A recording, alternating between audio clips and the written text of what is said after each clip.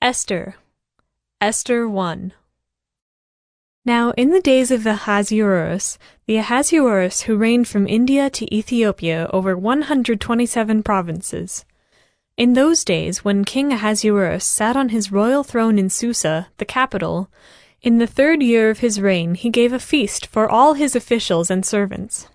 The army of Persia and Media and the nobles and governors of the provinces were before him, while he showed the riches of his royal glory and the splendor and pomp of his greatness for many days, 180 days. And when these days were completed, the king gave for all the people present in Susa, the citadel, both great and small, a feast lasting for 7 days in the court of the garden of the king's palace. There were white cotton curtains and violet hangings fastened with cords of fine linen and purple to silver rods in marble pillars, and also couches of gold and silver on a mosaic pavement of porphyry, marble, mother-of-pearl, and precious stones. Drinks were served in golden vessels, vessels of different kinds, and the royal wine was lavished according to the bounty of the king. And drinking was according to this edict. There is no compulsion, for the king had given orders to all the staff of his palace to do as each man desired. Queen Vashti also gave a feast for the women in the palace that belonged to King Ahasuerus. On the 7th day, when the heart of the king was merry with wine, he commanded Mehuman, Biztha, Harbona, Bigtha, and Abagtha, Zethar, and Carcas, the 7 eunuchs who served in the presence of King Ahasuerus, to bring Queen Vashti before the king with her royal crown, in order to show the peoples and the princes her beauty, for she was lovely to look at. But Queen Vashti refused to come at the king's command delivered by the eunuchs. At this, the king became enraged, and his anger burned within him. Then the king said to the wise men who knew the times, for this was the king's procedure toward all who were versed in law and judgment, the men next to him being Karshena, Shethar, Admatha, Tarshish, Meres, Marsena, and Memucan, the 7 princes of Persia and Media, who saw the king's face and sat first in the kingdom. According to the law, what is to be done to Queen Vashti? Because she has not performed the command of King Ahasuerus, delivered by the eunuchs. Then Memucan said in the presence of the king and the officials, Not only against the king has Queen Vashti done wrong, but also against all the officials and all the peoples who are in all the provinces of King Ahasuerus. For the queen's behavior will be made known to all women, causing them to look at their husbands with contempt, since they will say, King Ahasuerus commanded Queen Vashti to be brought before him, and she did not come. This very day the noble women of Persia and Media, who have heard of the queen's behavior, will say the same to all the king's officials, and there will be contempt and wrath in plenty. If it please the king, let a royal order go out from him, and let it be written among the laws of the Persians and the Medes, so that it may not be repealed, that Vashti is never again to come before King Ahasuerus. And let the king give her royal position to another who is better than she. So when the decree made by the king is proclaimed throughout all his kingdom, for it is vast, all women will give honor to their husbands, high and low alike. This advice pleased the king and the princes, and the king did as Memucan proposed. He sent letters to all the royal provinces, to every province in its own script, and to every people in its own language, that every man be master in his own household, and speak according to the language of his people. Esther 2. After these things, when the anger of King Ahasuerus had abated, he remembered Vashti and what she had done and what had been decreed against her. Then the king's young men who attended him said, Let beautiful young virgins be sought out for the king, and let the king appoint officers in all the provinces of his kingdom to gather all the beautiful young virgins to the harem in Susa, the capital, under custody of Hegai, the king's eunuch, who is in charge of the women. Let their cosmetics be given them, and let the young woman who pleases the king be queen instead of Vashti." This pleased the king, and he did so. Now there was a Jew in Susa the citadel, whose name was Mordecai, the son of Jair, son of Shimei, son of Kish, a Benjaminite, who had been carried away from Jerusalem among the captives carried away with Jeconiah king of Judah, whom Nebuchadnezzar king of Babylon had carried away. He was bringing up Hadassah, that is, Esther, the daughter of his uncle, for she had neither father nor mother. The young woman had a beautiful figure and was lovely to look at, and when her father and her mother died, Mordecai took her as his own daughter. So when the king's order and his edict were proclaimed, and when many young women were gathered in Susa the citadel in custody of Hegai, Esther also was taken into the king's palace and put in custody of Hegai, who had charge of the women.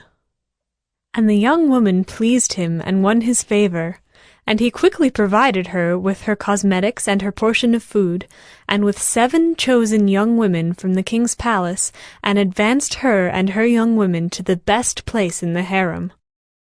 Esther had not made known her people or kindred, for Mordecai had commanded her not to make it known. And every day Mordecai walked in front of the court of the harem to learn how Esther was and what was happening to her. Now when the turn came for each young woman to go into King Ahasuerus, after being 12 months under the regulations for the women, since this was the regular period of their beautifying, 6 months with oil of myrrh and 6 months with spices and ointments for women. When the young woman went in to the king in this way, she was given whatever she desired to take with her from the harem to the king's palace. In the evening she would go in, and in the morning she would return to the second harem in custody of Sheashgaz, the king's eunuch, who was in charge of the concubines. She would not go in to the king again unless the king delighted in her, and she was summoned by name. When the turn came for Esther, the daughter of Abihail, the uncle of Mordecai, who had taken her as his own daughter, to go into the king, she asked for nothing except what Hegai, the king's eunuch, who had charge of the women, advised.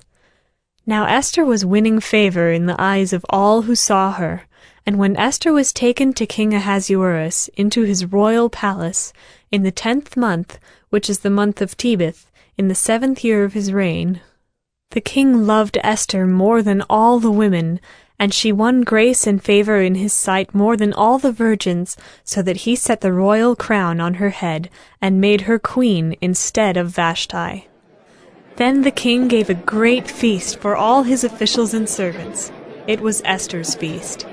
He also granted a remission of taxes to the provinces, and gave gifts with royal generosity. Now when the virgins were gathered together the second time, Mordecai was sitting at the king's gate. Esther had not made known her kindred or her people, as Mordecai had commanded her, for Esther obeyed Mordecai just as when she was brought up by him. In those days, as Mordecai was sitting at the king's gate, Bigthan and Teresh, 2 of the king's eunuchs who guarded the threshold, became angry, and sought to lay hands on King Ahasuerus. And this came to the knowledge of Mordecai, and he told it to Queen Esther, and Esther told the king in the name of Mordecai. When the affair was investigated and found to be so, the men were both hanged on the gallows, and it was recorded in the book of the Chronicles in the presence of the king. Esther 3. After these things, King Ahasuerus promoted Haman the Agagite, the son of Hammedatha, and advanced him, and set his throne above all the officials who were with him. And all the king's servants who were at the king's gate bowed down and paid homage to Haman, for the king had so commanded concerning him. But Mordecai did not bow down or pay homage. Then the king's servants who were at the king's gate said to Mordecai, "Why do you transgress the king's command?" And when they spoke to him day after day, and he would not listen to them, they told Haman, in order to see whether Mordecai's words would stand, for he had told them that he was a Jew. And when Haman saw that Mordecai did not bow down or pay homage to him, Haman was filled with fury. But he disdained to lay hands on Mordecai alone. So, as they had made known to him the people of Mordecai, Haman sought to destroy all the Jews, the people of Mordecai, throughout the whole kingdom of Ahasuerus. In the 1st month, which is the month of Nisan, in the 12th year of King Ahasuerus, they cast pure, that is, they cast lots, before Haman day after day. And they cast it month after month, till the 12th month, which is the month of Adar. Then Haman said to King Ahasuerus, There is a certain people scattered abroad and dispersed among the peoples in all the provinces of your kingdom. Their laws are different from those of every other people, and they do not keep the king's laws, so that it is not to the king's profit to tolerate them. If it please the king, let it be decreed that they be destroyed, and I will pay 10,000 talents of silver into the hands of those who have charge of the king's business, that they may put it into the king's treasuries. So the king took his signet ring from his hand and gave it to Haman the Agagite, the son of Hammedatha, the enemy of the Jews. And the king said to Haman, The money is given to you, the people also, to do with them as it seems good to you. Then the king's scribes were summoned on the 13th day of the 1st month, and an edict, according to all that Haman commanded, was written to the king's satraps and to the governors over all the provinces and to the officials of all the peoples, to every province in its own script and every people in its own language. It was written in the name of King Ahasuerus and sealed with the king's signet ring.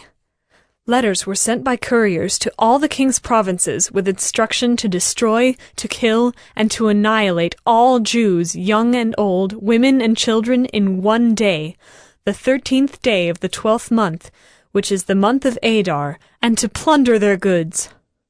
A copy of the document was to be issued as a decree in every province by proclamation to all the peoples to be ready for that day. The couriers went out hurriedly by order of the king, and the decree was issued in Susa the citadel. And the king and Haman sat down to drink, but the city of Susa was thrown into confusion. Esther 4. When Mordecai learned all that had been done, Mordecai tore his clothes and put on sackcloth and ashes, and went out into the midst of the city, and he cried out with a loud and bitter cry. He went up to the entrance of the king's gate, for no one was allowed to enter the king's gate clothed in sackcloth. And in every province, wherever the king's command and his decree reached, there was great mourning among the Jews, with fasting and weeping and lamenting, and many of them lay in sackcloth and ashes. When Esther's young women and her eunuchs came and told her, the queen was deeply distressed. She sent garments to clothe Mordecai so that he might take off his sackcloth, but he would not accept them. Then Esther called for Hathach, one of the king's eunuchs, who had been appointed to attend her, and ordered him to go to Mordecai to learn what this was and why it was.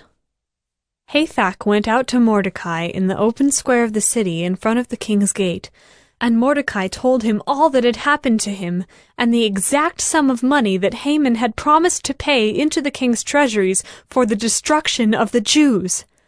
Mordecai also gave him a copy of the written decree issued in Susa for their destruction, that he might show it to Esther, and explain it to her, and command her to go to the king, to beg his favor, and plead with him on behalf of her people. And Hathach went and told Esther what Mordecai had said. Then Esther spoke to Hathach and commanded him to go to Mordecai and say, All the king's servants and the people of the king's provinces know that if any man or woman goes to the king inside the inner court without being called, there is but one law, to be put to death, except the one to whom the king holds out the golden scepter so that he may live. But as for me, I have not been called to come into the king these 30 days. And they told Mordecai what Esther had said. Then Mordecai told them to reply to Esther. Do not think to yourself that in the king's palace you will escape any more than all the other Jews. For if you keep silent at this time, relief and deliverance will rise for the Jews from another place, but you and your father's house will perish. And who knows whether you have not come to the kingdom for such a time as this?" Then Esther told them to reply to Mordecai, Go, gather all the Jews to be found in Susa, and hold a fast on my behalf. And do not eat or drink for 3 days, night or day. I and my young women will also fast as you do. Then I will go to the king, though it is against the law, and if I perish, I perish. Mordecai then went away and did everything as Esther had ordered him. Esther 5. On the 3rd day, Esther put on her royal robes and stood in the inner court of the king's palace in front of the king's quarters, while the king was sitting on his royal throne inside the throne room opposite the entrance to the palace. And when the king saw Queen Esther standing in the court, she won favor in his sight, and he held out to Esther the golden scepter that was in his hand. Then Esther approached and touched the tip of the scepter, and the king said to her, "What is it, Queen Esther? What is your request? It shall be given you, even to the half of my kingdom." And Esther said, If it please the king, let the king and Haman come today to a feast that I have prepared for the king. Then the king said, "Bring Haman quickly, so that we may do as Esther has asked." So the king and Haman came to the feast that Esther had prepared. And as they were drinking wine after the feast, the king said to Esther, "What is your wish? It shall be granted you. And what is your request? Even to the half of my kingdom it shall be fulfilled." Then Esther answered, My wish and my request is, if I have found favor in the sight of the king, and if it please the king to grant my wish and fulfill my request, let the king and Haman come to the feast that I will prepare for them, and tomorrow I will do as the king has said. And Haman went out that day joyful and glad of heart. But when Haman saw Mordecai in the king's gate, that he neither rose nor trembled before him, he was filled with wrath against Mordecai. Nevertheless, Haman restrained himself and went home, and he sent and brought his friends and his wife Zeresh. And Haman recounted to them the splendor of his riches, the number of his sons, all the promotions with which the king had honored him, and how he had advanced him above the officials and the servants of the king. Then Haman said, "Even Queen Esther, let no one but me come with the king to the feast she prepared. And tomorrow also I am invited by her together with the king. Yet all this is worth nothing to me, so long as I see Mordecai the Jew sitting at the king's gate." Then his wife Zeresh and all his friends said to him, Let a gallows 50 cubits high be made, and in the morning tell the king to have Mordecai hanged upon it. Then go joyfully with the king to the feast. This idea pleased Haman, and he had the gallows made. Esther 6. On that night the king could not sleep, and he gave orders to bring the book of memorable deeds, the Chronicles, and they were read before the king. And it was found written how Mordecai had told about Bigthana and Teresh, 2 of the king's eunuchs who guarded the threshold, and who had sought to lay hands on King Ahasuerus. And the king said, "What honor or distinction has been bestowed on Mordecai for this?" The king's young men who attended him said, Nothing has been done for him. And the king said, "Who is in the court?" Now Haman had just entered the outer court of the king's palace to speak to the king about having Mordecai hanged on the gallows that he had prepared for him. And the king's young men told him, Haman is there, standing in the court. And the king said, "Let him come in." So Haman came in, and the king said to him, What should be done to the man whom the king delights to honor? And Haman said to himself, Whom would the king delight to honor more than me? And Haman said to the king, For the man whom the king delights to honor, let royal robes be brought, which the king has worn, and the horse that the king has ridden, and on whose head a royal crown is set. And let the robes and the horse be handed over to one of the king's most noble officials. Let them dress the man whom the king delights to honor, and let them lead him on the horse through the square of the city, proclaiming before him, Thus shall it be done to the man whom the king delights to honor. Then the king said to Haman, Hurry, take the robes and the horse, as you have said, and do so to Mordecai the Jew, who sits at the king's gate. Leave out nothing that you have mentioned. So Haman took the robes and the horse, and he dressed Mordecai and led him through the square of the city, proclaiming before him, Thus shall it be done to the man whom the king delights to honor. Then Mordecai returned to the king's gate.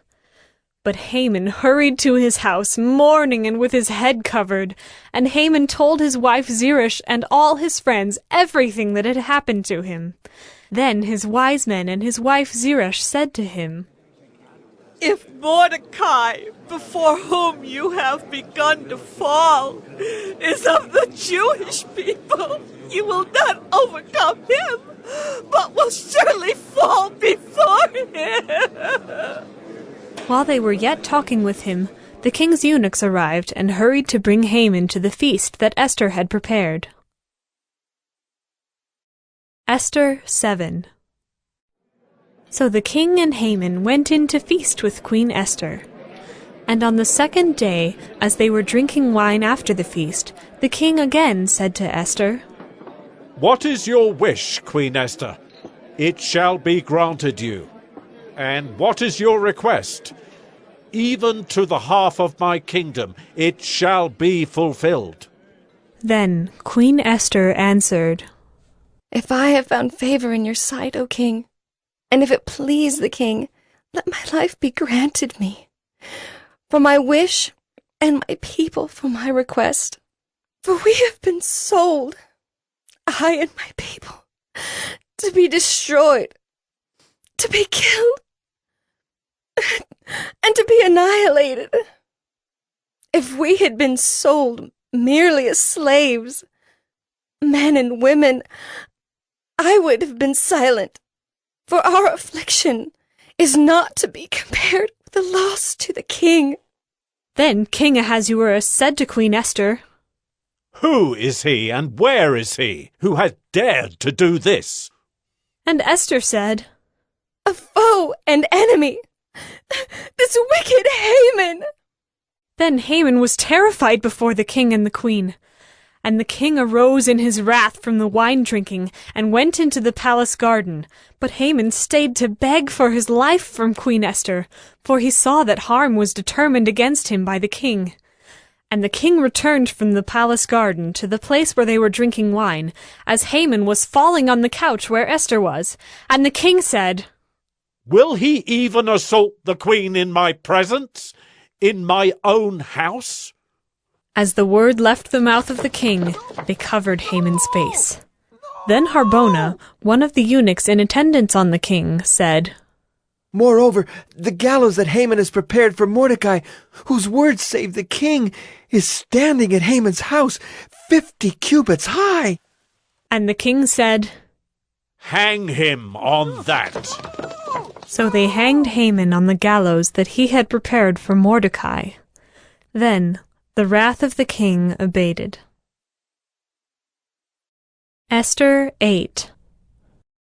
On that day King Ahasuerus gave to Queen Esther the house of Haman, the enemy of the Jews. And Mordecai came before the king, for Esther had told what he was to her.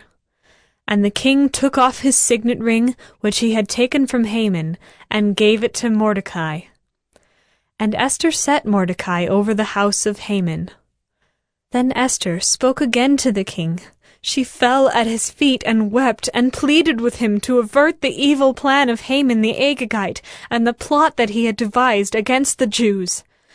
When the king held out the golden scepter to Esther, Esther rose and stood before the king, and she said, "If it please the king, and if I have found favor in his sight, and if the thing seems right before the king, and I am pleasing in his eyes, let an order be written to revoke the letters devised by Haman the Agagite, the son of Hammedatha, which he wrote to destroy the Jews, who are in all the provinces of the king. For how can I bear to see the calamity that is coming to my people? Or how can I bear to see the destruction of my kindred?"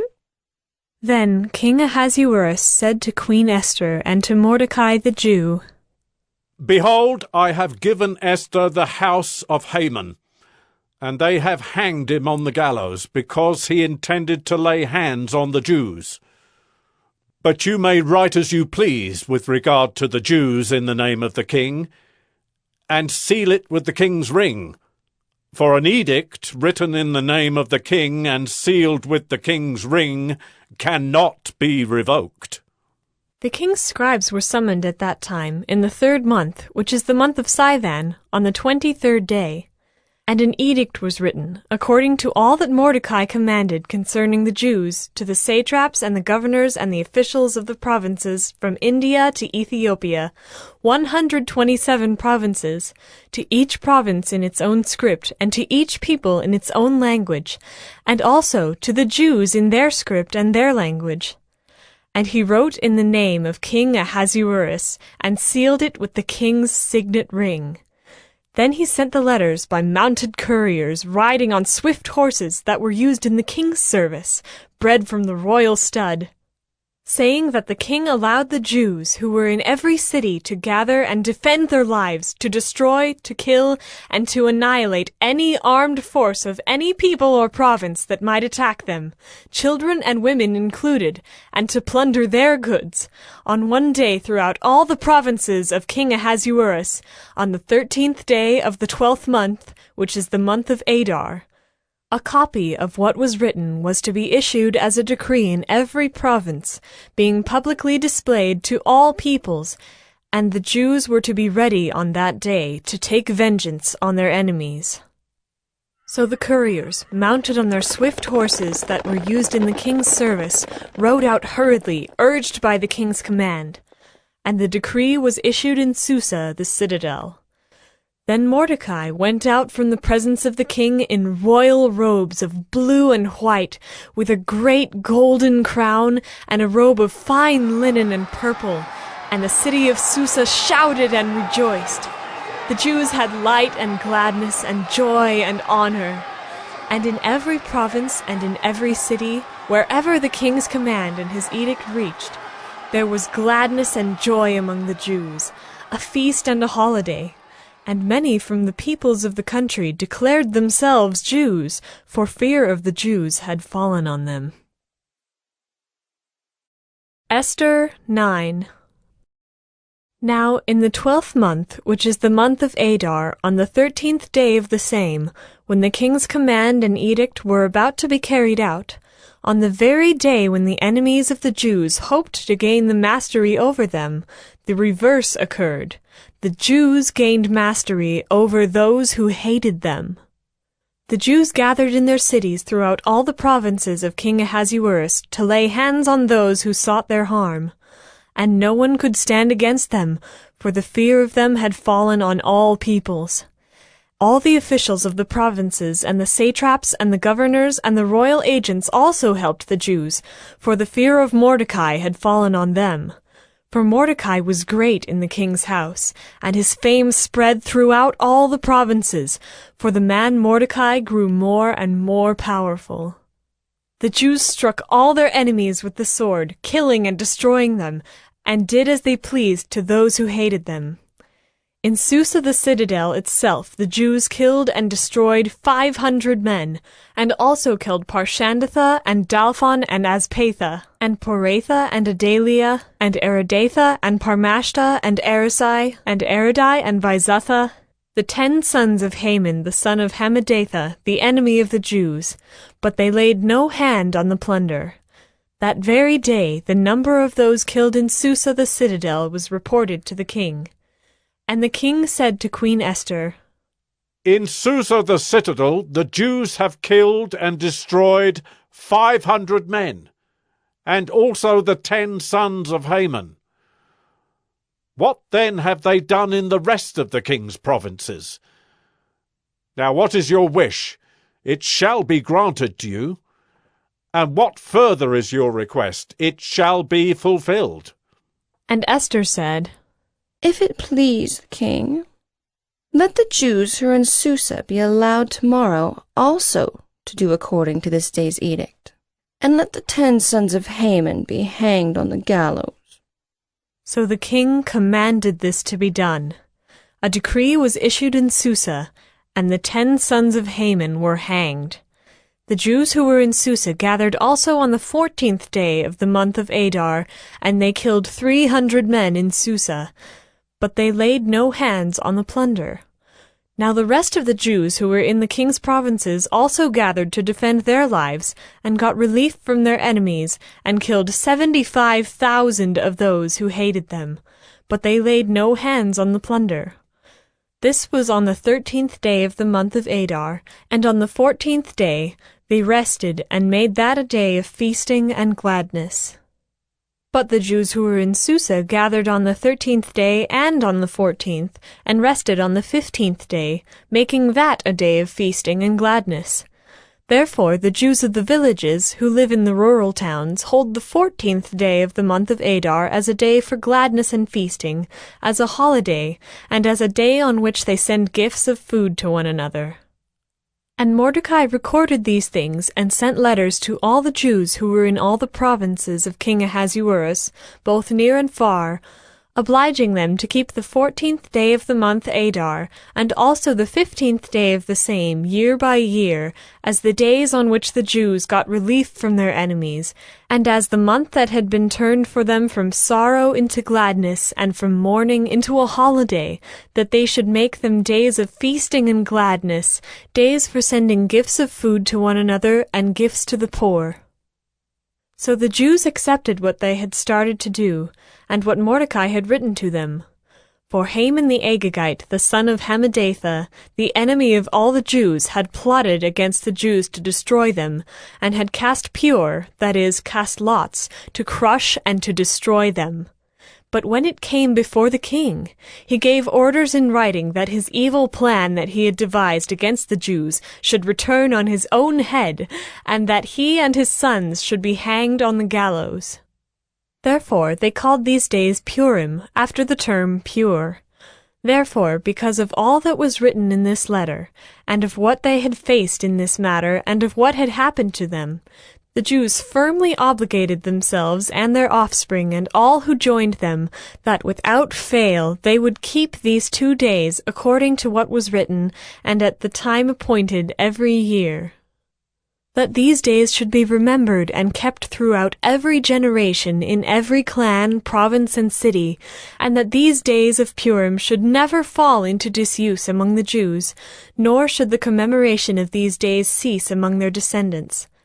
Then Queen Esther, the daughter of Abihail, and Mordecai the Jew gave full written authority confirming this second letter about Purim. Letters were sent to all the Jews, to the 127 provinces of the kingdom of Ahasuerus, in words of peace and truth, that these days of Purim should be observed at their appointed seasons, as Mordecai the Jew and Queen Esther obligated them, and as they had obligated themselves and their offspring, with regard to their fasts and their lamenting. The command of Queen Esther confirmed these practices of Purim, and it was recorded in writing. Esther 10. King Ahasuerus imposed tax on the land and on the coastlands of the sea, and all the acts of his power and might, and the full account of the high honour of Mordecai, to which the king advanced him, are they not written in the book of the Chronicles of the kings of Media and Persia? For Mordecai the Jew was second in rank to King Ahasuerus, and he was great among the Jews, and popular with the multitude of his brothers, for he sought the welfare of his people, and spoke peace to all his people.